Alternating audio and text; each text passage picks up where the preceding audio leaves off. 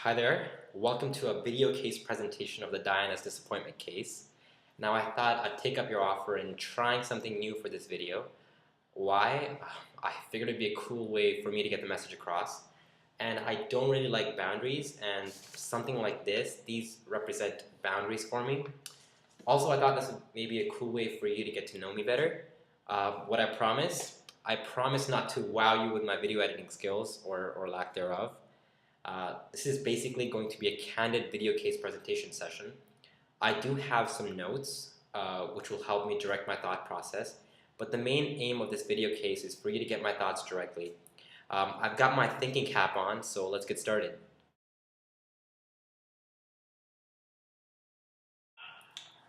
Now, to summarize, the story here is of Diana Gillen, a restaurant manager at a casual dining restaurant. She's made her way all the way up from waitress to being now the manager of the restaurant. She was recently entrusted with running the flagship location of the restaurant after winning the Restaurant Manager of the Year award, and she constantly meets her targets. Her supervisor Julie and regional director Tom have asked her to come in to discuss the outcome of her promotion interview for the position of district manager to which she recently applied. Now, she applied to a similar position 9 months ago and was turned down because of her bad people skills. However, she figures that she wasn't chosen because of corporate politics. Her boss ended up choosing an external candidate who had a lot of flair and experience in another chain. And she thinks that was mainly to impress the CEO and upper management. Now, she detests people who do that and was very hurt by the move. Now, she doesn't know what she will do if she doesn't get the position, because at this point, she pretty much expects it. She believes that she has a very proven track record and that she should get the position of regional director. Now, some key characteristics about Diana: she's known to be the ice maiden. Because she has very defined and clear-cut principles, she doesn't always get along with people. Employees behind her back call her the ice maiden, as she always does things by the book and will not tolerate deviation.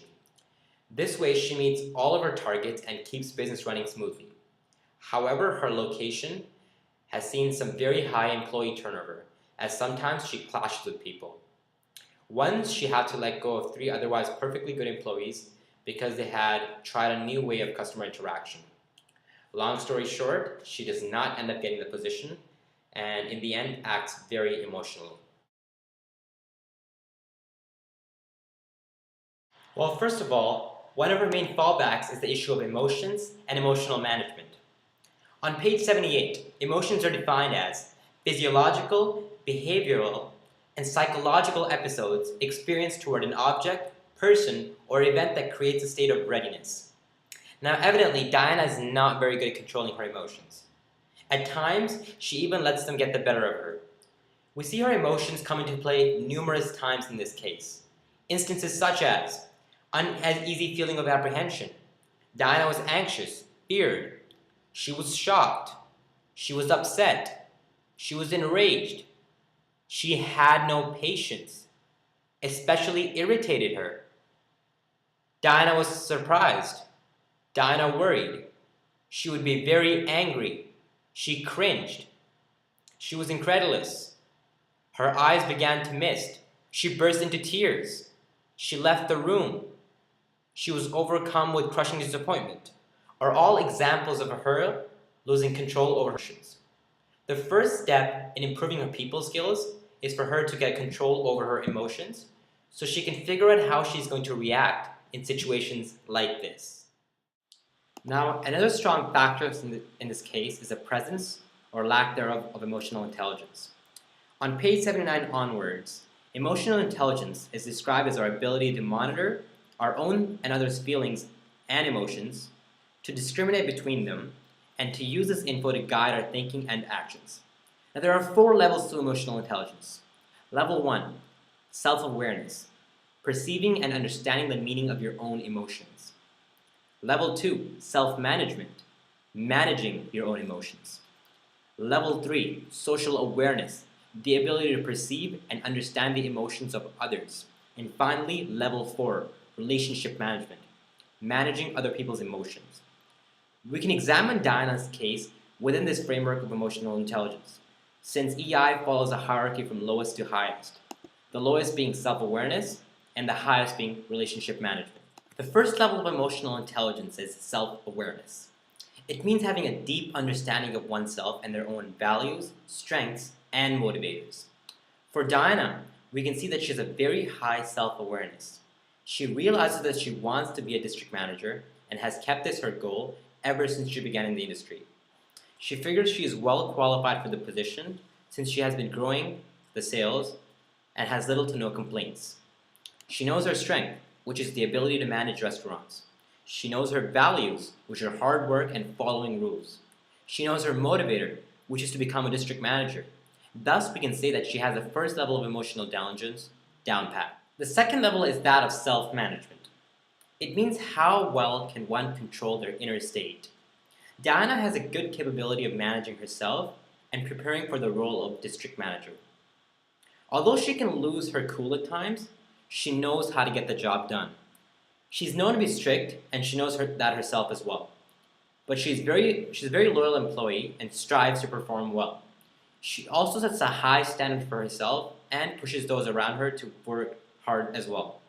However, when she was told at the end that she was not going to get the position, she let her self-management collapse and started to tear up. This means that she is somewhat failing in terms of self-management. The third level is that of social awareness. It is mainly about having empathy and knowing the feelings and thoughts of others. In my honest opinion, Diana fails at this. She rarely pays attention to her employees and what they have to say about her. She overworks her employees and leads as somewhat of a dictator. She thinks meeting financial targets is the only objective, and thus considers her performance outstanding. I think the case talks about her interactions with her employees being almost mechanical. Diana is too focused on her goals and puts aside social awareness. By not being socially aware, she does not know what her employees want, and more importantly, what they think of her. The last dimension is the highest in the hierarchy of emotional intelligence, and that is of relationship management. Clearly, Diana fails miserably at this. It refers to managing her employees, inspiring them, influencing and cultivating a bond. Since Diana is not socially aware, she is very poorly in all of these. The main consequence of this is a high employee turnover, as described in the case. As mentioned earlier, she even fired 3 perfectly good employees because they tried a new customer satisfaction tactic. The bottom line is that Diana is not in touch with her employees, and thus she really does have bad people skills. I think I agree that Diana knows what she wants and has a good grasp on managing herself, but when it comes to being socially aware or relationship building, she fails. And arguably, these are the more important levels of emotional intelligence hierarchy.